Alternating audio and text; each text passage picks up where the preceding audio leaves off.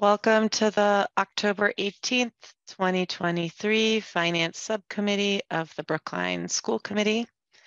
We can jump right into the agenda. The first thing on our agenda is introduction of new Office of Administration and Finance staff. Susan, do you want to MC? I can do that. Hello, everyone. Happy Wednesday. I believe tonight, and I can't see who else in attendance, but I believe Len Belly, our new Director of Operations, is here with us this evening. He joined us just a couple of weeks ago, and I can already feel a huge lift having him here with all of our building projects going on and his vast experience with construction and project management and facilities. He has 10 years of prior experience working in a town school partnership model for the town of Hudson. And he's had many more years of experience, as I said, in the private sector with property management and commercial development. And so we're just delighted to have him with us. So Len, do you want to pop in and just say hello to the Finance Committee members? Hello, everybody. Hi, Len. We can't see you. I don't know if that's intentional. I know it's not. I don't know. Is there a physical cover on your camera that has happened? No, that's happened to me. Yeah, well, there you are. Yes. Yep. There we go. Hi, Len. It's so nice to meet you and welcome. Nice to meet everyone. So great. Anything you want to say or beyond the wonderful introduction that Susan already gave you? Yeah, I know. I hope I can live up to the introduction. It's interesting 2.5 weeks trying to get caught up on everything that's going on. I'm probably 10% caught up, but I keep plowing. So that's great. Yeah. Well, the purpose of this is really for us just to say hi to you and you to say hi to us. So it's great to meet you and we're excited to work with you. And if there's anything we can do to be helpful, let us know. Right. Or let Susan know so she can let us know however you want to handle it. I sure will. Wonderful. Thanks again and welcome. Okay, thanks. Great. That's exciting to have Len here. And it will be great to connect with Debbie another time. The next thing on the agenda is October 1st, 2023 enrollment, the preliminary information. Oh, Len, I should mention, you are welcome to stay, but you do not need to stay at all if you do not want to. Hi, Megan. How are you? Good. Thanks for having me. Yeah, thanks for being here. And are you presenting or is Tam presenting with you or are you the sole presenter? I saw Tam was here too. So Susan and Tam and I will just kind of pitch in accordingly, I think. Sounds great. Okay. That works. Let's share my screen for you. That's the jump. Everybody can see the slides here? Yes, we can. Yep. Thank you. So this evening, we're just going to give a preliminary look at our enrollment for the 2023-24 school year. I want everybody to please keep in mind that these numbers are preliminary. They will 100% guaranteed change. They are not certified yet. They are still in flux. But we wanted to take a little snapshot and do our best with what we could based on what we have available at the moment. So we're going to just look at the trend line over time, sort of where we're falling at the moment this year compared to the last several years.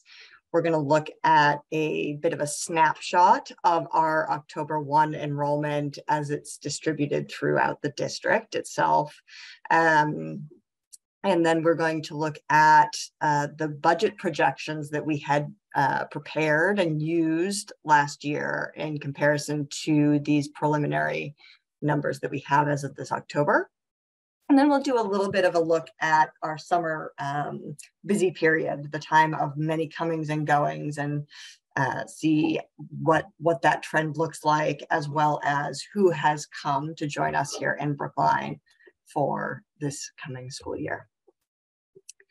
So this is our enrollment over time based on this October 1st number. And again, that number for the 2023-24 school year is preliminarily identified as 7,043 children. It will likely go down actually based on by a handful, no more than a handful of kids. Last year it was at 70-60, the year prior 69-29, and 68-91, and that's the COVID year, and everything else prior to that is that initial time period before everything changed. Before I go on, if anybody has any questions, or if Susan or Tam wanted to pitch anything in here. No? I'm good. Yeah, I think we should go slide by slide and take any questions anyone on the call might have about the slide. So thank you. So if the committee feels satisfied with this overview, I'll move to the next slide. So what you're seeing here is our sort of a snapshot again of the distribution. I know that the committee is patiently awaiting the chart that we have that shows section by section. Because the numbers are still so in flux, we're just not ready to share that information, but we did want to have this prepared so that you can all sort of see where our students are and what the classroom environments are essentially. So the numbers that you see here are by grade going across the top and by school going across the bottom. The numbers in our elementary sort of box here are average class sizes by section. So this is the approximate number of children you would find in each of the classrooms in that grade at that school. Megan, I don't know if you're moving your cursor, but I can't see it moving, just so you know if you're pointing at stuff. I am not. Okay, I wasn't sure. Okay, thank you. Yep. And then you can see, of course, the elementary totals by each grade and also by school. So you can sort of see those class sizes going across. Regarding our early childhood sites, they're all combined together. These are simple totals. Our preschool students, there's two groups, one of which counts towards our DESI numbers, which is the preschool greater than 3 number, which is 12 students. I did include here those students who are don't technically count for our October 1 numbers, the students who are younger than 3 as of October 1st. But it does show that there's more than 12 kids in our preschool program. That's important. And then there are 244 students in our pre-K program at the moment. And then at the high school, we've got our grades 9 through 12 and special programs. So you can see our overall elementary number is 4,612. We have 256 early education students, and our high school is now at 2175.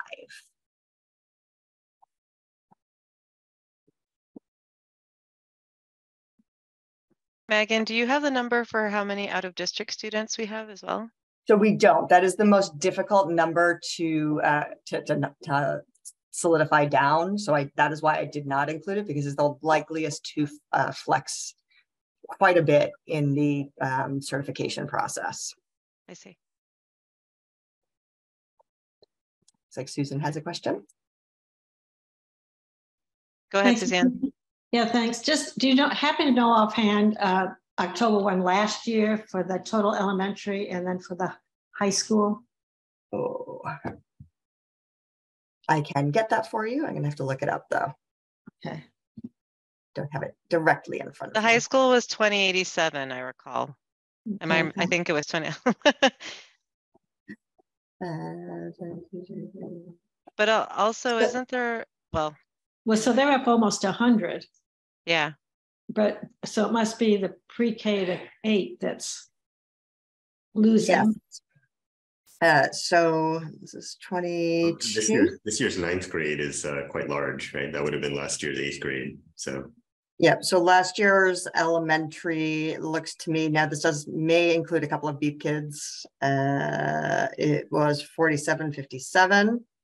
So our elementary number is a bit down, and the high school number was 2087. You got it. Yeah. So the thing that I would like to point out in terms of, what we maybe didn't expect is that kindergarten class size. The kindergarten class is quite small in comparison to what we've seen in recent years at 472. So that largely, I would say, explains the dip at that elementary level more so than anything else. And we're going to look on I think it's on the next slide, what we had hoped for in terms of enrollment or projected for enrollment for this year, and then how we landed. And I think that slide is going to tell us a little bit more about, so maybe some of what has influenced, what factors are influencing the rise and decreases by grade level. So if the committee is ready, I'm happy to move to that slide so we can sort of look at that analysis at the moment. Any other comments or questions from the committee? Okay, go ahead, Megan. Great. So as Susan said, this is that projected enrollment versus the unofficial, I'm not going to say actual, but the unofficial guesstimate at where we're at. So you can see, especially that kindergarten number there, we had projected based on, the model that was used of about a 2% increase. We would have 519 students, but we were off by 47, which is pretty significant in that grade level.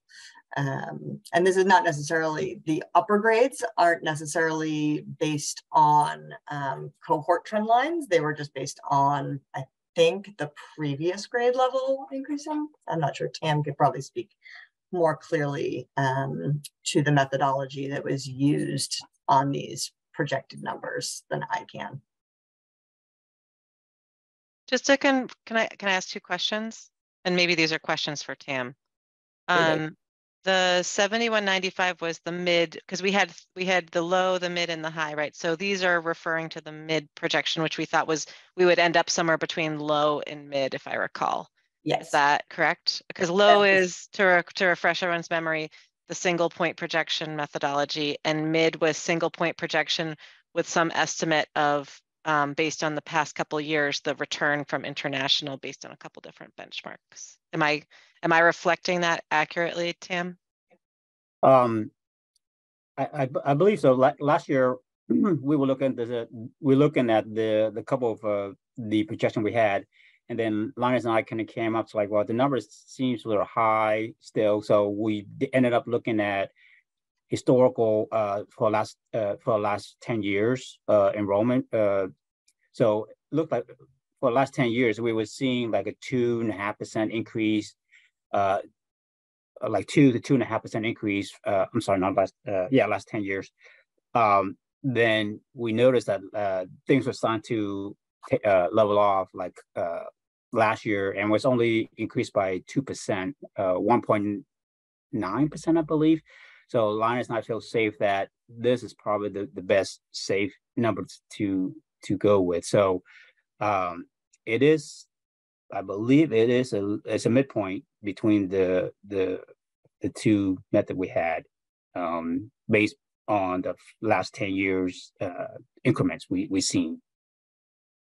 Right. So Mariah, I think the mid number that you were referring to, which is was the one that we used the prior fiscal year, was the one that included the international students. So this is sort of somewhere in between those. I see. Okay. Thank you for the clarification. Yeah. Suzanne? Yeah, I'm looking at this and I just don't see the trends. I mean, yeah, that was my next question too. Is like, what does it mean? Why? Well, I mean, 5th is down 43, 6th is up 43. I mean, 9th is up 50, 7th is down 60, and 8th is, I just don't see trends. I just am wondering if I'm missing something or if it's just kind of all over the board or.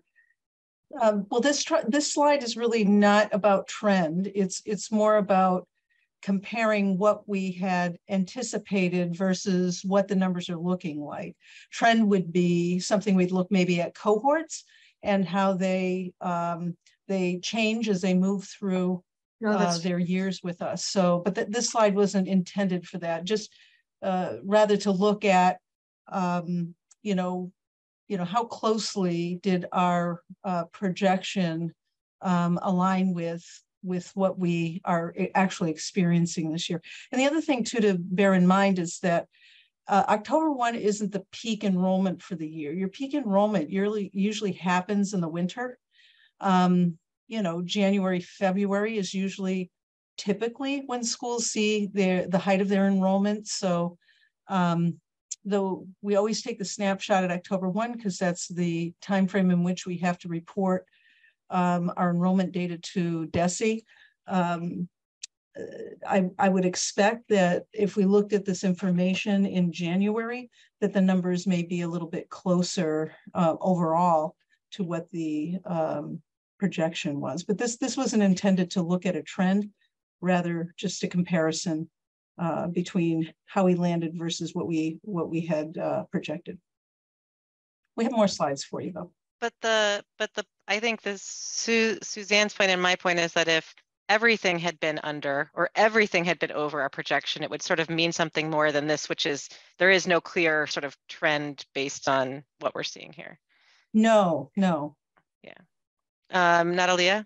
Yeah, I was just going to make that clarification. I assume your projections didn't vary by grade. Maybe the 9th grade would be one that you would have different, but I assume you used a similar model for all the grades. So what we're seeing here is a lot of noise and variation. And I was going to ask though, to your point, I think you answered it, Susan. Do we see, if in the sort of the variance for the peak, do we see that more in like K? Like I imagine as a parent, I'd be more comfortable moving my child into a new school, kindergarten or 1st grade, but maybe not in like 4th or 5th grade, or is that not true? Like, what I'm asking, the October 1 versus the January 1, is there much more variation in the younger ages than in others, or is that also not something we see a difference in? I think there's typical points at which students move from private schools into public schools and vice versa.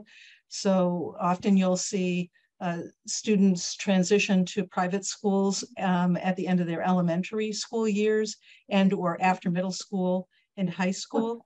Some of the information we were looking at earlier this week seemed to indicate that, there's students that perhaps want to try a different, middle school, let's say private or charter or something.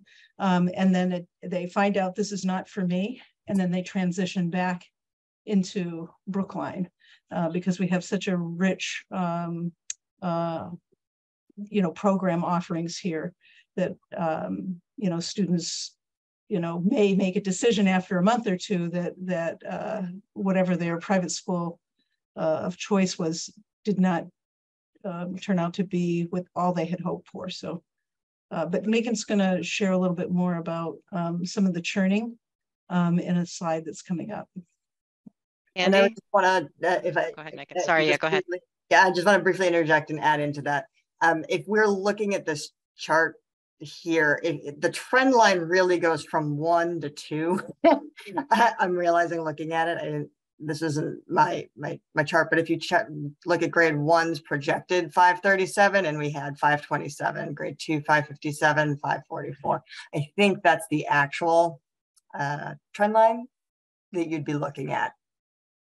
I think it's a little mismatched. But this was the actual projected enrollment. So no, it should be I don't know that the grade numbers there are for the projected numbers are associated with the right grade. I think that 1st should have been 2nd. I don't know about that. I'm pretty sure this is what was this is what was projected in the budget book from last year. Total number is correct. Okay. maybe you all can check on that and let us know after the meeting. Andy, do you want to go ahead with your question? Yes, please. Yes, this is maybe for Susan. I'm wondering, given the rather large, it seems to me, variances in some of the grades between projected and actual, do you feel comfortable using the same methodology in making projections next year when we do budgeting? I can imagine. Let's hold this question until we get to the end of the presentation, because we're going to talk about enrollment forecasts at the very end. Is that okay, Andy? That's fine. I just want to point out that it does seem to me we seriously underestimated the number of ninth graders and overestimated the number of eighth graders. That sort of thing could lead to some problems with resource allocation between K-8s and high school, for example, if we don't sort of get it right in the future. Yep. Yeah, one of the things I did look at, because I thought the middle school grades, if you look at 6, 7, and 8, that's a lot of variation there. Mm-hmm. I don't have an explanation for why that is, but yeah, it's odd. I mean, these are cohorts that have been with us for a long time. Exactly. So why did they go against expectations so dramatically? And I had looked at last year's and compared the prior year's actuals to this, and I didn't see that, that much variation, though there is some at the middle school level. So I don't know that we have an explanation for what we're seeing, but I think some of what Megan's going to show you might give us a little bit of insight. I don't know how we would necessarily translate what we're going to see into making adjustments to our model yet. And given that I'm just becoming familiar with your data here, I don't have the level of insight I would perhaps after having looked at it longer, understand the nuance a little bit better. And also, of course, we have an enrollment study that's taking place right now. We should have data from them, early February, late January. So that might also provide us with a little bit more information to help us project moving forward. Natalia, and then David. Yeah, sorry, Maria. I mean, if what Megan just said, though, is right, that there's a mistake and the table is just shifted, we need to shift the October up 1, then it's much better, the projections. So I just would say, can Megan double check that? Because then it's up to 10. Yeah, I'll give Tam and Susan that's the projections are all theirs. Okay, because I could see that could be just a mistake in our table that we need to shift up. If that is happening, then this model is working much better. So I'd be less concerned from what Andy said. I can pull it up from the budget in like that's what I'm looking at now. Yeah. But if it was a mistake back then too, Mariah, could it have been a mistake that was like in a previous, or no? That's FY24 projected was 503. What is it? I'm just looking at that right now. Yeah, so it is off. It is off. It is. Yep. It should be 503, 519, 538. Yes, and the variance is like is much smaller. Yeah, well then it looks much better. Yeah. Okay. So that's good. We can make that adjustment. Yeah. Okay. Good catch. Yeah. So wait, I'm so confused now. Where did they go? I'll have to look. Okay. That's interesting. I'm wondering if we can swap out, like, is it possible? Well, we can do this afterwards, but that would be very helpful to understand. And I guess I want to have people then perhaps hold their sort of questions, stress, drama about this whole thing until we see that data, revised data. We can certainly take another look at this chart and send it to the committee as a revision. I'm wondering, Megan, is it possible once you're done to just step out for a minute, flip out those slides and then come back so we have it sort of on the same tape, so to speak? Is that possible, do you think, or is that too live? Too live. Okay. Okay. But like let the record show, and Betsy, make sure it's in the minutes that there was this discrepancy caught during the meeting, and will do. It's going to be corrected and we can rediscuss it later. Okay. Why don't we keep going then? Great. So this is the summer churn that we look at annually. So we've got the last 3 years here, actually. So the current year is the leftmost section, the bright blue. We've got the dusty blue was last year's, and the dark blue is the prior year, just to visually orient you. And each of these sections talk about the students who withdrew between the end of the school year, saying, no, thank you, we're not going to come back, essentially, after the close of school the prior year, and October 1. And then the middle column is the students who were newly enrolled in that grade level during that same period, so between the end of school and October 1. And then the greenish column, it shows you the net gain or loss for that grade level. So this obviously does not reflect every new enrollment, because we are registering new kids from January prior to the end of the school year. And of course, there are some students who will leave before the end of the prior school year by a few weeks, or who will enter Brookline after October 1st as well. So it's not exhaustive in terms of how many students were enrolled overall. It's just that window of the summer period, just to be clear.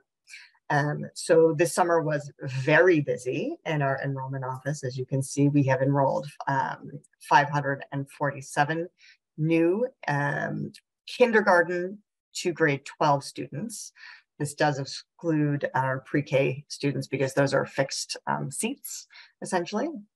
So there were more in our queue, actually, but this is the K-12. And we lost 325 students who decided that they would not be returning for a variety of reasons, private school, moving out of Brookline, and so forth. This is a net gain, actually, of 222 students overall. So significantly higher than last year's net gain of 58 or the year prior of 85. We had no classes that had an overall loss, actually, for that summer period this year, for the first time in the last 3 years, which is very excellent news, actually. So Megan, does this mean that many more people, because we ended up net down from 22, 23, does this mean people were withdrawing earlier in the year? No, it means our kindergarten class was particularly small. Like ultimately, that is where they went. The expected overall number going up would have, if we had increased 40 kindergartners. But then we would still be 100 in the, oh no, we would have, wasn't the estimate 7195 and we ended up at 7140. So we would have been, we're 150 under where we projected. And yeah, a third of those or a little less would have been kindergartners, right? But that's a pretty good chunk. That kindergarten class is a significant chunk of, expected students that didn't come. So I guess I'm still confused, and maybe I'm the only one, about how we could have this huge net gain and still lose students. When did they leave if they didn't leave over the summer? So they may have. I'm missing something. Yeah. So if we're looking at the numbers from October of last year, they may have left in January or April. Okay, so it's just students turning over during the year.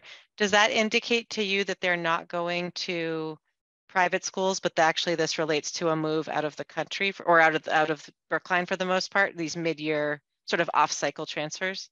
Yes, typically is the case. I think I may have that. Bear with me if you don't mind, if I can see if I can pull up that information.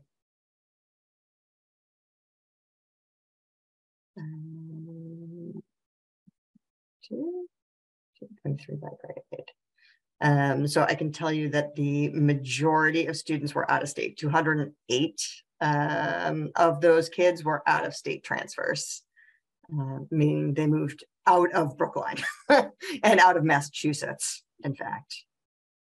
Okay. Any other questions before Megan keeps going? Okay, go ahead. Great.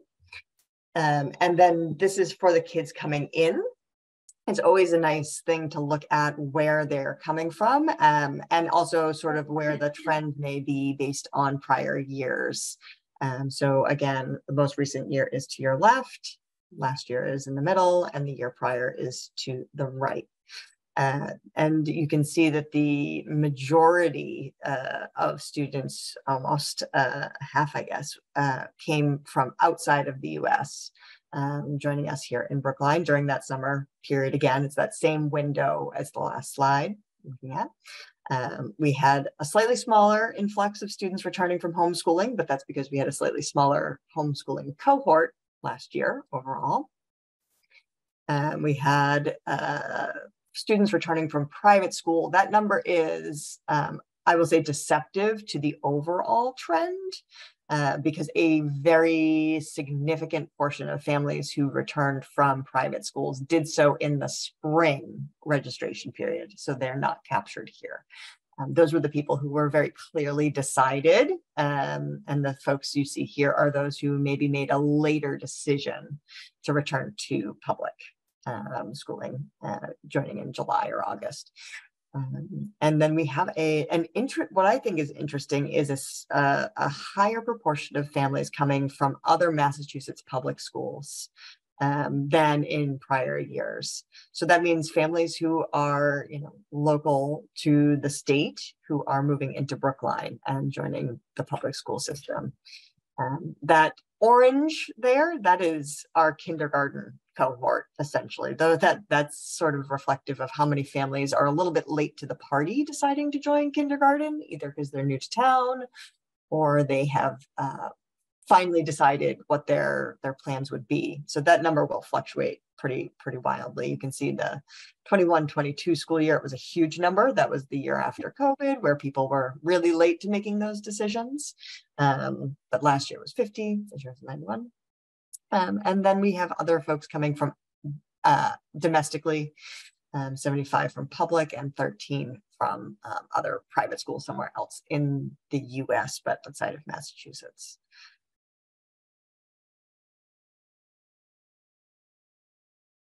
Questions for Megan? Suzanne? It seems that I remember a number that we said there are like 300 international students before the pandemic. Was that the number that we used to say, or no? Well, so we have many more than that. These are the students who are brand new. Okay, so we had many more than 300. Yes, we certainly have many more than 300. They're just the ones who arrived to Brookline specifically for the first time or returning back after some time away, either or, to join the public school system for this school year. So there's many more students who we would consider international students who arrived, that 248 and that 201, many of those students are still with us, actually. So Megan, is that number still quite a bit lower than it was before the pandemic? That I can't tell you off the top of my head. I would have to go and do some digging, and I don't happen to have that super handy. Suzanne, are you asking about the students who are labeled as English language learners? Is that the population you're seeking to identify? No, I thought that we always said that we had a substantial or significant number of students who were international students. They may or may not need English, may or may not be English learners, but I was just, and then I thought that number went way down after the pandemic and I was creeping up slowly, but this seems like a substantial number. Yes, this feels much more normal. Experientially, it feels more normal to me, having been, in the position to welcome families to the district, both pre, mid, and post-COVID period. This experience felt much more, quote unquote, normal this year. Okay, thank you, Megan. Suzanne, you might be thinking of the number, hang on one second, Andy, when we were first looking at the shift from COVID to post-pandemic, and it was about 300 students that we thought were missing, and that they, quote unquote, missing, and that they had been, their predecessor, so to speak, had returned to their home country, but because of border restrictions, their quote unquote replacement person who we might be expecting to see through our normal churn, like what Megan is representing here, didn't arrive. And so I think that number was around am I remembering right, Megan? It was around 300 students. I think you're both thinking of a slide that we had a couple of years actually. Exactly. That midpoint Exactly. projection calculation was based on that. Yeah, I think that's right, Mariah. I think that's what I'm thinking. So what is that number now? Do we have any sense of that? If 300 were kind of missing because of all this. But so I'm just wondering if we're still down, expecting it to go up again, or if we pretty much leveled off. Are you asking specifically due to border restrictions and Yes, sort of visa processing and those Yes, specific yes. immigration issues that we were asking about? Yes, I am. Megan, do you have an answer to that? I do not. Necessary. Okay. Okay, thanks. I mean, anecdotally, I don't hear much of border restrictions. Obviously, it seems like everything is lifted and there are still visa processing delays. So Yes. for those of us who are sort of in higher ed and hearing about what the challenges people are having in getting their visas, that's an ongoing issue. But I don't know that it's to the extent that it would limit. It's not like you won't make it at all this year. So it might just be a delay. Andy, go ahead.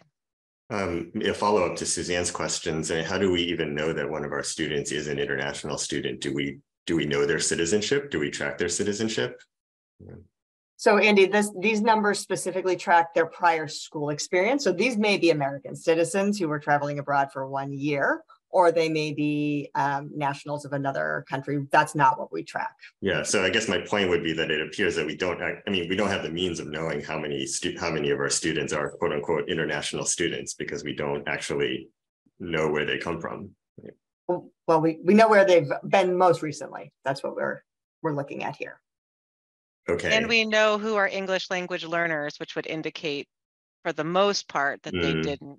Okay, but we have a number of proxies for that, but we don't actually know in any way that makes sense to me, like what, how many international students we have. Right.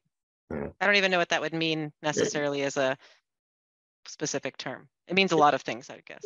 Yeah, I mean, I guess people, I don't know, but anyway, like it only just occurred to me in the course of this discussion that we talk so often about like international students, but we don't actually know the citizenship of our students and what their quote unquote home countries necessarily are. Do we not know their citizenship, Megan? I thought we had to show birth certificates when we register. So we have, we have their birth certificates that may or may not always lend to their citizenship, and depending on the country that they were born in, or if they were an American citizen born abroad, they don't have that particular document handy. So it's not always a one-to-one, and also they may have moved from one country to another and moved around prior to their arrival here as well. So they may have been born abroad from their national origin as well, and then come here. So it's not a one-to-one always. Okay, I think we can keep going, Megan. Thank you. Is there another slide, or is that the last one? That is the last slide. Okay. I just wanted to mention what Susan talked about earlier, which is that there is a enrollment activity going on right now. There's a consultant hired to do an updated enrollment forecast. And I think that will be incredibly important.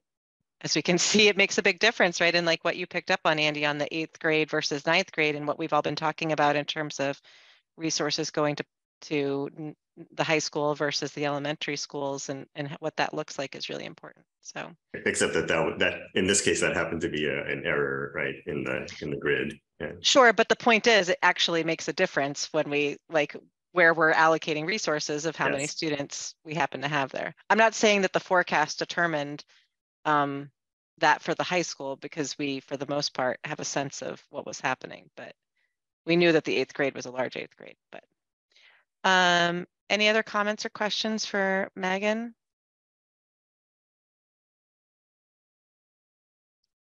I just have one big comment.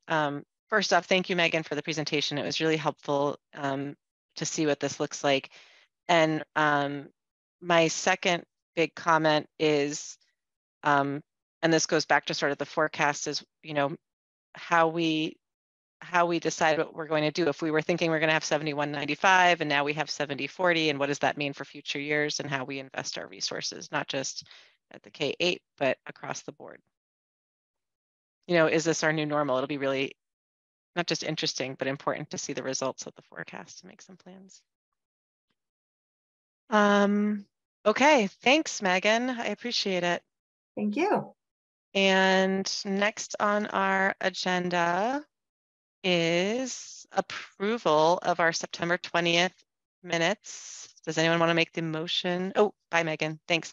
Does anyone want to make the motion to approve? Thank you, Suzanne. Can I get a second? Andy, will you? Okay. Natalia, how do you vote? I abstain. I wasn't there. Very good. Andy? Yes. Suzanne? Yes. And I vote yes as well. After that is acceptance of gifts, and I will pull up the document. We have 1, 2, 3, 4, 5. Am I counting those right? Yep, 5 different gifts.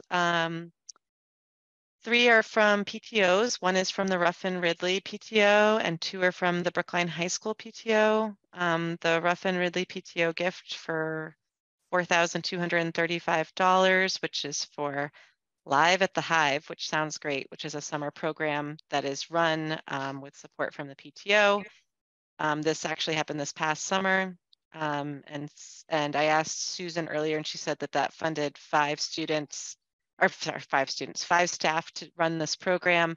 And I also asked, since it already happened and I presumed they'd been paid, how they'd been paid or how this was going to work, because the money was coming in afterwards. And she clarified that this is really an accounting thing. They'd already been paid. So the gift was originally in the wrong account, not in the gift account. So it's all been sorted out. We're accepting the gift. It's wonderful. BHS PTO is giving $1,844 for an additional grow rack for the, is it terraponic? Is that what we called the thing last month? Terraponic farm that's in the cafeteria. And giving $8,250 for the essay workshop, which is run by staff with the support of volunteers. And then there are 2 more gifts. One is from the BCF for $2,500 for a BEEP tuition support. And the last is from the Hoare Trust for $30,592.74, which is an annual trust disbursement from a bequest. Suzanne, do you have questions or comments?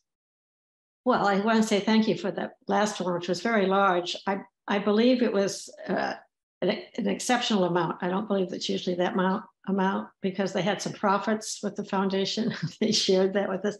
Is that an unrestricted? How does that work, Mariah? Where does that check go? Susan, would you like to answer that question?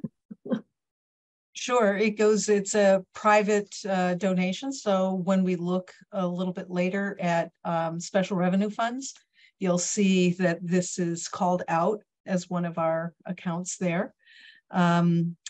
It's restricted only in that in the letter, the donor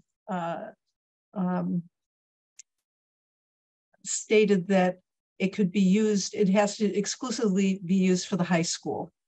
So beyond that, there's no restrictions, but we couldn't use the money to support one of our K-8 programs. So that would be the only restriction. And you see on the cover sheet too, it references it goes to the BHS gift account. Yep. Thanks, Susan. Did I see another hand up? Or is whoever it was? Yeah, I basically had the same question as Suzanne. So this BHS gift account, like who runs it? Who will ultimately decide how this money is spent? Susan, do you want to talk about who administers the gift account in each school? Yeah, typically it's your high school principal in that case, or a principal. Got it. And when I approve the warrant, I see some things charged there once in a while. And oh, look, Natalie is here twice. Okay, are you going to do pickup? Is that the, okay. And it's often, little things that they use it for a whole bunch of different things, but it comes through the process of our approval, just like things that go through the operating budget. Okay, Any more questions on those? If not, I will say thank you again to the donors and very generous, and we're grateful. And I'll take a motion for approval. Andy, Suzanne, will you second? Okay. Suzanne, how do you vote? Yes. Natalia, how do you vote? Yes. Andy? Yes. And I vote yes. Thank you very much. Okay, next two items on the agenda are the FY23 final with an asterisk, and Susan will talk more about that report, and then the FY24 first quarter report.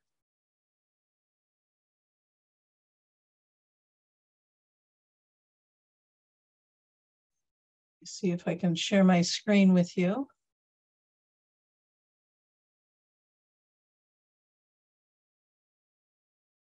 Okay.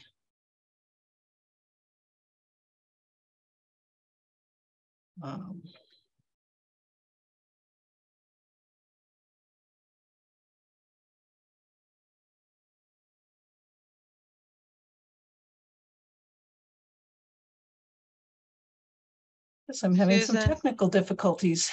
do you want someone else to share it for you? Would that be Yeah, maybe that would be helpful. I apologize. Sure. Betsy, do you want me to? Or do you I think I've got it here. Let me try FY23 first, right? Yes. Is this it, Susan? Can you see it? Yes, that would be it. So this document should look familiar to you. It's the same format that was used last year to provide you with updates on the financial status of the FY23 budget year. So one of the things I want to say first and foremost is that the town has not closed its books for the year, that cash is reconciled only through the end of May.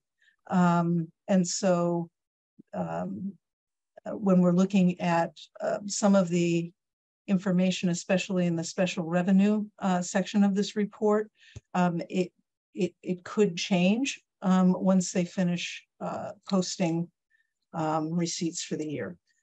But what we're looking at right now is your operating budget, or your general fund operating budget, which is the fund that the town meeting appropriates on behalf of or for education here.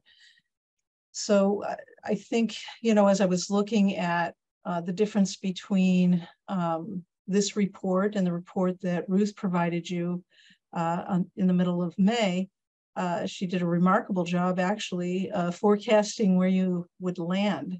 So Ruth had projected in mid-May that you would close the year with about $2,261,951.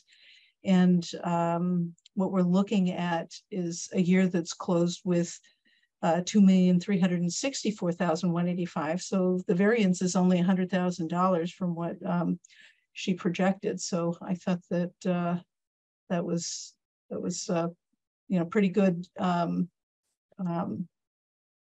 She had a pretty good handle on where your finances were back in May. What you'll see here is an encumbrance of $1.3 million. Some of those POs have since been liquidated. The invoices have come in and we've paid the bills. We're down to about $500,000 that have not been closed. And so this variance will change slightly, returning an additional about $200,000 to the town. So any money that you have left over at the end of the year in your general fund goes back to the town. So we will be returning about $2.5 million back to the town. Can I just, Susan, sorry, can I ask you one question on that? Sure. Okay, so you said this view of it, since this view, I'll say most of the encumbrances have been, what was encumbered has been paid, and there's still about there's still about 500,000 of open POs from FY23. Is that correct? Okay, so of the 500,000, why would only 200,000, like, are you expecting another 300,000 in bills to actually show up and another 200,000 to be liquidated without an expenditure? I guess I'm wondering where the 200,000 came from if you had 500,000. That's a great question. So Okay. what I'm saying is that of the 1.3 million, what happens is you have a PO that's open. Let's say the PO is open for $50,000, but the invoice comes in at 48. So you pay the bill at the 48,000, and then you liquidate the PO, which releases the additional 2,000, right? So as we have gone through and we've paid the bills, and we've closed out POs, an additional $200,000 was freed up when we liquidated the POs after we paid those bills. Okay, so that's still we have another $500,000 worth of POs that are still out there that we have not paid bills on. Does that help? So might explain so that if the 500,000 doesn't materialize into bills, does that mean there's possibly up to 3 million in change that will be returned to the town? Any amount of money that we don't pay out on a PO, eventually would have to be liquidated. But my understanding when I talk to the comptroller's office is that they typically don't liquidate all of them until late winter. Yeah. So I did have the staff in the finance office go through, and we're pretty confident that those are real tangible POs. But will the invoices actually come in at the exact amount of the PO? That I can't say. Okay. So there could be more money released. Okay. To answer your question, the short answer is yes, additional money can be released. Okay. So the 2.36 doesn't include the additional 200 that's been liquidated, and Correct. It might include some more. Okay. Correct. Thank Well you for said. clarifying that. Yeah. So the information that's below the line that says total school committee operating are really special revenue funds. And so you're going to see this information here. And then when we get to the special revenue funds, except for the ARPA, because that's sitting on the town side of the ledger, the ESSER, the circuit breaker, and the materials fees are all special revenue funds. But, I wanted to stay consistent with the format that had previously been presented, so I left them here. But we'll also really take a closer look when we get to the special revenue section, which is on the next several pages at these specific funds. So just in short, on the ARPA, we've, for all intents and purposes, spent the entire amount allocated to us from the town. The 13,363 will be spent off, and that account will be closed. ESSER will look when we get on the next page, because there's 3 ESSER grants. One of them expired. ESSER 1 expired at the end of this year. ESSER 2 expires September of this year, and then ESSER 3 expires the end of September 24. So we'll look in a minute at those more closely. You had planned on circuit breaker receipts of $3,124,000. We expended almost that amount of money in total between what was expended already and what we have encumbered. So what you anticipated needing to support your budget was used for the most part this year. That's what that is saying to me. And the materials fees, you anticipated you'd have $500,000 or counted on $500,000. And total spend was 518. And when we look at the next, in fact, are there any questions about this before I have the slide shifted? I don't see any from the committee for now. Yeah. Okay. All right. So as I said, this gives you, kind of my opinion, a little bit better insight into what's happening financially within these funds, this report. And so the first column here is the fund balance. So when you open the year, you had an existing fund balance. So any revolving fund or special revenue fund, they don't close unless they're a grant. That's a one-time grant. When you spend out the grant, then the grant closes. But many of these will hold a balance over more than 1 year. And so whatever balance is left over from the prior year, that's kind of what you'd start off with. So it's important. And I'll show you when we look at the next report for FY24, the fund balance that you see on the right-hand side is the ending fund balance as we know it right now. Again, we have additional receipts that need to be posted, so some of these will change. But you'll see that the ending fund balance is the beginning fund balance on the next report. Okay, so every year you'll open on your special revenue funds with what you closed the prior year. So just as an orientation. The next column are your revenues. So this is the revenues that you received through the end of May for FY23. And then the column after that is funds available, and which is just your fund balance plus your receipts equals what you have available to spend for the year. And then the next column represents what you actually spent. And the column after that is encumbered, which means you have a PO out there that has obligated us to pay for something. And once the invoice comes in, then we'll pay the bill, and then that PO will be liquidated. So I always say that that's our OZs. We owe money to somebody for something, a liability that's still out there, needs to be paid. And then again, the last column is your fund balance. So again, beginning fund balance plus receipts minus what you spend equals your ending fund balance. So here, as we're looking at ESSER, we spent out ESSER 1, so we didn't leave anybody on the table there. ESSER 2, which expires in September, actually. Can I ask a question about that? Yes. Did it already expire? Yes, but so we're have not we lost? Okay. No. So there's still some transactions that have not been completed. So we have to pay a percentage to Mass Teachers Retirement for any professional salaries that we pay out of the grant. So the Mass Teachers has not been expended and represents a portion of that 310,000. It also represents a portion of the ESSER 3.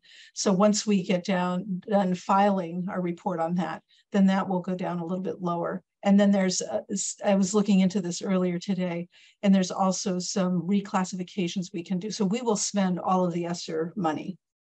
It's just not reflected here, but once we get through filing the reports and finishing the closing of the year, these monies will be spent out. So that's good news. Your Title I's, the rest are your federal grants. Some of these are just recurring grants. Most of them here are, but not all. And so your Title I is showing a little bit. Anything in red, of course, means that we've overspent. But don't be alarmed by that, because again, we haven't posted all of the receipts. So there's a possibility that once the receipts are posted through the end of June, or if they came in early July that are applicable to this, that will, in fact, change the balance here as we post the receipts. So I won't have a good handle on that. I'd be very surprised if after we get the closing completed, if there was any negative balances in any of the grants. But that's what I suspect we're seeing here. But I won't know until they're posted. And Susan, just to confirm, you said when you spoke to the treasurer's office, when are they anticipating being up to date on posting of revenues? They believe that they'll be finished posting through the end of June and be able to close their books for FY23 by mid-November. Okay. Then they'll have to catch up on the summer postings as well. And have they given you an estimate for when the summer will be? Like, when will they be up to date altogether? I don't know, Mariah. Okay. I asked specifically about the closing of this, but I didn't ask them when they thought that the others, but they are moving along. They had a staffing shortage, it's a problem we're all having, but they're moving along now at a pretty good pace. So Great. I'm sure that they want just as much as we want to have current and accurate information. So I know they're working hard at it. Thanks. I see Suzanne has her hand up. Go ahead, Suzanne. Thank you, Mariah. Susan, I'm sure I should know this. These are all special funds. Yes. So our general funds with a surplus of 2 point some million cannot be applied to this. Is that true? Right. Yes, they're two different. These are special revenue funds are different than your general fund, and your general fund is appropriated, at town meeting, for general educational spending, and special revenue funds are funds that are either grants or you raise fees for a specific purpose. Yeah. Okay, thanks. Mm-hmm. So, there's not really a lot of big news here beyond that. There's a few items that you'll see if you go to the next. First of all, is there anything about federal or state grants? Again, this is last year, so I wasn't here, so I might not know some of a nuanced answer, but I'm certainly willing to attempt to track it down. Maybe more fruitful to do it after we get a final closing and real numbers here, though, because some of these numbers are likely to change, a bit when they finish their work. I just want to say that I find this format very helpful to see the different balances and so forth. So thank you for continuing it. Andy, go ahead. Yeah, just a question about circuit breaker. So we have had and continue to have this large positive fund balance there. Is that typical, or how did we get so far ahead of the game, apparently? Or that really is what we should be doing to be prudent? That's a great question. I'm glad you asked it. I think it is fiscally responsible. And the reason why I say that is because circuit breaker is a reimbursement program. And if you want to be able to count on a number when you're budgeting for the next year, then what you want to do is use the ending fund balance when you're budgeting for the next year, because it's known. So I think it was a good decision that that's what it appears to me, that what you're doing is you're spending and you're using the prior year's fund balance when you're doing your budgeting for the next year, so that it's a known number. What's happened in many school districts is if they don't do that, they'll project a number, and then if your student population shifts and your IEP shift, then you can get stuck with a huge deficit if you've over anticipated. This is a much better model and a better use of circuit breaker. So when we go into the following year and we're going through the budget season, what we would be looking at is the offset being the fund balance from the prior year. So it's really good practice to do what you're doing. Okay, thank you. Mm-hmm. Susan, am I remembering right on circuit breaker as well, that essentially we get the dollar amount early on in the prior fiscal year? And so it's helpful for planning because that's one number that is a definite number that comes relatively early.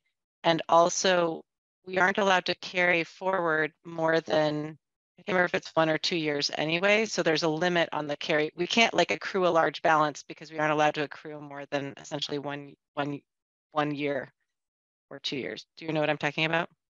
Yes, I do. Yeah. Okay. And as I said, what I would suggest that we do is we use the prior year fund balance as the number that we're using when we're budgeting, because it's real. Yeah. It's known.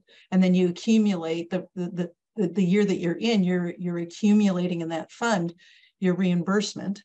And at the end of the year, then you know what you can use for so you stay in a cycle and in a rhythm, and you never have to worry about your carry forwards, or if it's neither do you have to worry about getting in the middle of your budget year and finding out that you're getting less circuit breaker money that you're relying on. So, yeah.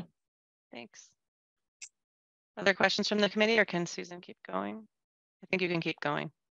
Okay. So now here's your private grants. And so these are not state or federal. These would be private donors, you know, the crafts, you know, Project Bread. Some of these, you know, are really specific to Brookline, I would say, for the most part. I don't know enough yet to say whether any of them are competitive grants or if they're all, you know, coming from various foundations that are Brookline specific. But nonetheless, you have quite a few of them, and that's wonderful. Not all school districts have private grants coming in, so I think this is wonderful. There's no big news here.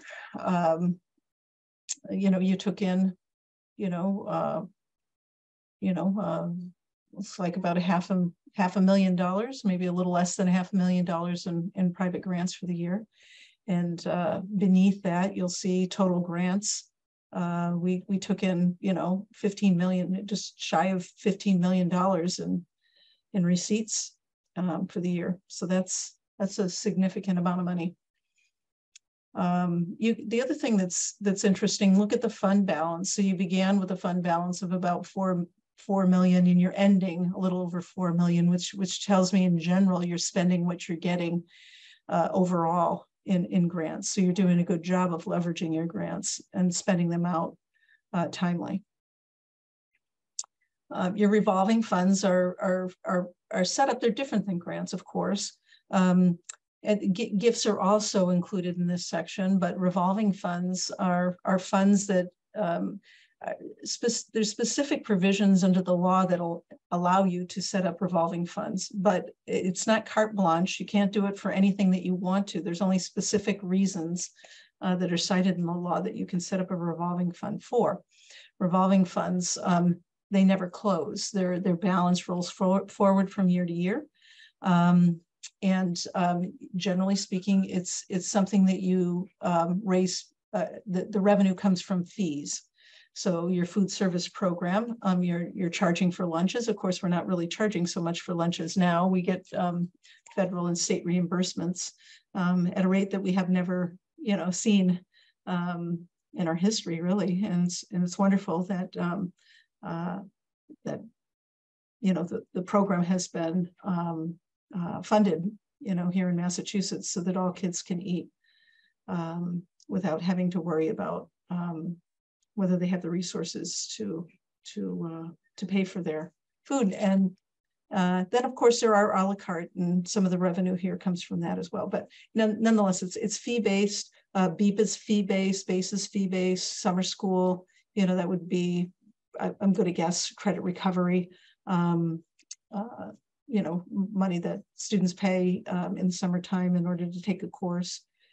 Your tuitions, we talked about that. So here you'll see a little retitling, and the reason for that, on the first slide, you saw material fees, which I think is the common language you use here, but it's really for tuitions that staff are paying for the students to attend here. So I put tuition here because when you go on the backside and you look at the Munis reports, it calls it tuition. So I was having a difficult time understanding how the two reports tied together. So this is a way for me to be able to know that when we're talking about material fees, that it's tuition. So here again, I'm going to call this one out. You closed last year with a little over 600,000, and then we received almost 600,000 in tuitions.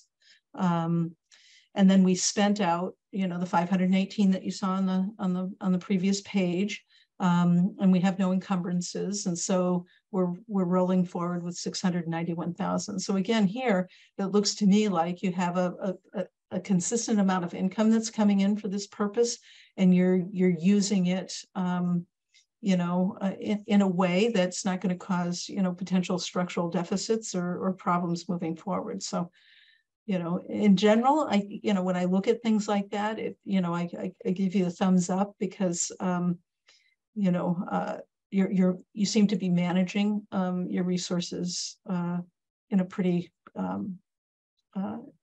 you're managing your resources well. So I don't need to go blow by blow through all of these. The ones that are in yellow, I had some information that I couldn't quite reconcile, and I couldn't get together with the comptroller today to reconcile those three: the bus transportation, starting balances, the K-8 gift account, and the high school gift account. They're not significantly different, but I couldn't balance it down to the penny. So I'll have to meet with Michelle down in the comptroller's office and refine those. So if you know, if when they finish closing out their year, then I'll update all of this and we'll have final data. So can I ask a question, Susan? Yeah. Thank you so much for this. This is really helpful. On my questions on the food services zero waste, why was that set up as its own revolving fund / gift fund? I can't answer that. Okay. I can just. Can you put a pin in it to check on it? Because I thought that was related to a single gift, and I don't understand why we would have an entire account set up for that gift, because we're not expecting we're not expecting fees going into it or recurring gifts as far as I know, but I just don't know why we would set up a separate account. And I don't remember us voting an account for it or seeing that account presented last year. So I just think it might be worth checking if it really is supposed to be its own account, or if it should be rolled into like the district gift account, or if it's a food services gift account or something, but I just don't quite understand why the single gift is there. Yeah, I'll happy to look into it. Okay, thanks. Any other questions or comments on FY23? And of course, our colleagues from advisory, if you have any questions or comments, you're always welcome, as you know. Go ahead, Suzanne. Yeah, thank you. Can we just say a word about base? So it looks like we're back in doing well. Are we, if I read that correctly? My recollection before Susan answers is that we can't rely on fiscal year close because some of that is obligated in terms of it's funding for future programs. So for example, the end of year reflects funding that they've taken in for summer vacation, but does not reflect the liability that they've incurred. Susan, is that correct? It could be. I mean, because when you're looking at programs like that, of course, you're having people pay up front. Yep. But the expense follows. So the fund balance of 353,000 is not a true balance, or it could be a true balance, but it doesn't mean that there aren't liabilities, which we're not seeing because this isn't presenting the liabilities that they have incurred and might be expending. Like say they had, I'm making this up, $400,000 worth of staff they need to pay over the summer to, you know, so that's what, it's just the timing of this and their programming might reflect something. That we don't know how to do it based on this. No, and actually based on the curriculum meeting that you had last month, Susan, it would be wonderful if perhaps we could have Michelle come and talk about financial status at a future meeting, perhaps November or December. Okay. Thanks.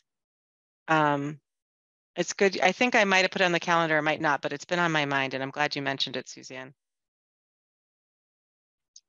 Okay. I see no other questions on FY23. Thank you so much for putting this together.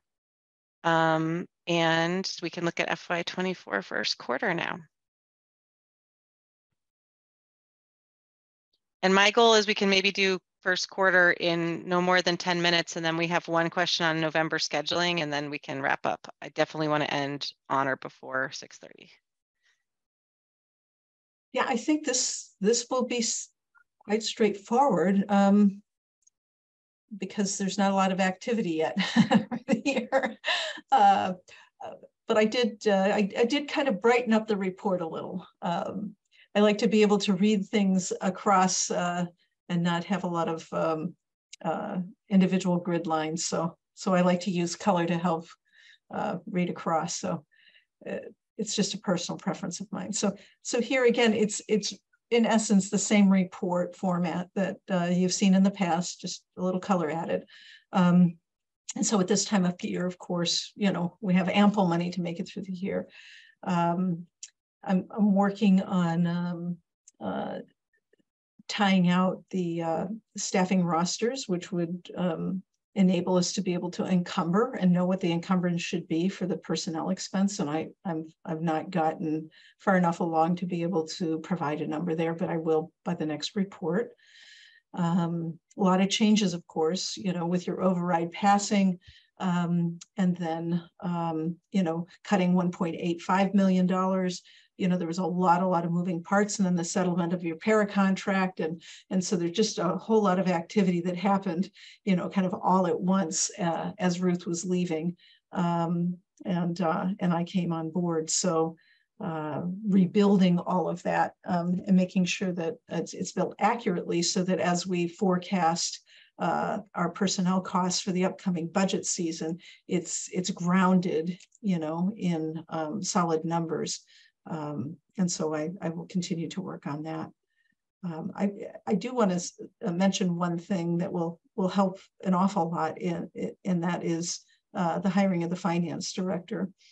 We are down to 2 finalists. I was going to mention that when I was introducing staff, and we'll finish interviewing the finalists. I'll interview them next week, and we'll make a huge difference for us in our ability to be able to, you know, prepare accurate and timely information for us as managers of money, as well as to the community. So I'm really excited about that. Both of the finalists are experienced with school municipal finance. So, you know, it's very exciting. So just wanted to let you. That's great. Yeah. Okay. So, you know, and if you'll roll up, Betsy, that would be awesome. And here, same report. I made a couple of little modifications here. And what I did is I put the fund balance first. So if you do compare the 2 reports, you'll see that the FY23 ending balance that you saw in the prior report is the beginning balance here. But that doesn't change throughout the year. And then I added the next column because for me that it's very informative. What was it that you anticipated for revenue from your special revenue funds for the year? So the numbers in FY24 budget estimate I got right out of your FY24 budget book. So this is what Hooray. you were. Yeah, I know. Yay! Yes, yeah. Little things like that, you know, make me happy. So when numbers tie out, and when they don't, it's something I make sure that we get to the bottom of why we don't tie when we don't. So what we'll do this year is you'll see this, and this will stay, right? I mean, your budget estimate is not going to change, and your fund balance isn't going to change. But now we'll be able to track using this report how our receipts are coming in comparison to how we forecasted. And then I eliminated one of the columns that was on your prior report, which was the one that added your fund balance to your receipts to give you your amount available. It's not, yeah.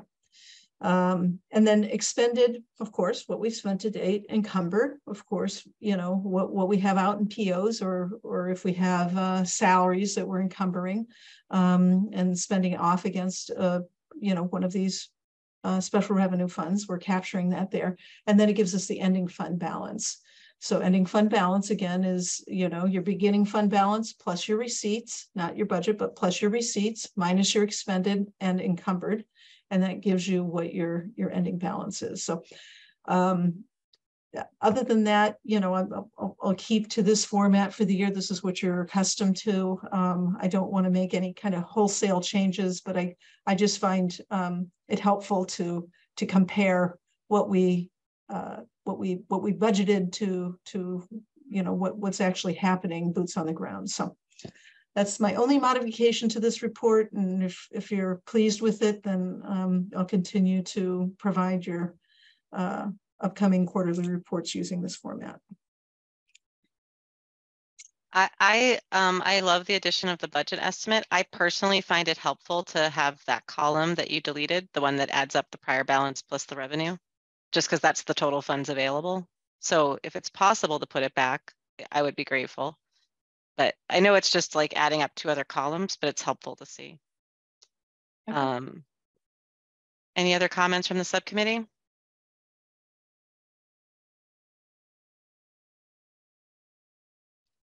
One other comment I had was, please correct me if I'm wrong, Susan, but because this doesn't reflect, although I do see some revenue received, but I'm presuming those are grants or other things and not necessarily revenues that we coming in through the treasurer's office. Like the fund balance that we see here, although this is through September 30th, it really doesn't reflect a lot of the revenues that might actually be pending processing. Is that correct?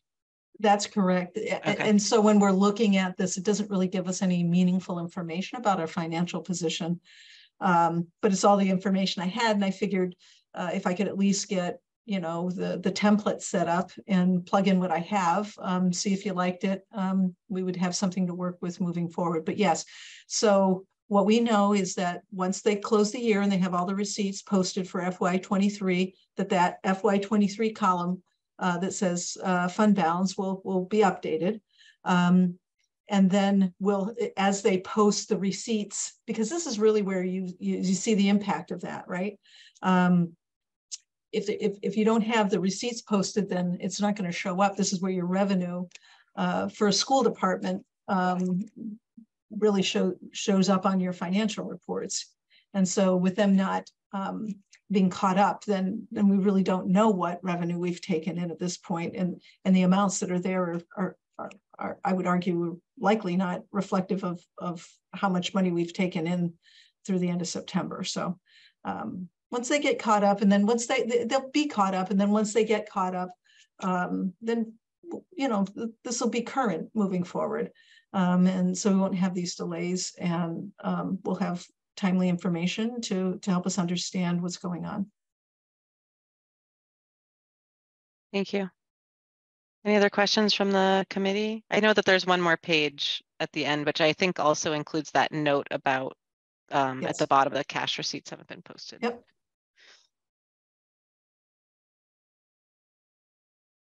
Can I just ask a question? It's interesting to see BEEP has $1 million. So is there funding coming in? Like, how are those revenues being posted? Do you know if they're not coming in through? Yeah, I really don't know the answer to that. Okay. But I will find out. Okay. Sounds good. Any questions from the committee on Q1?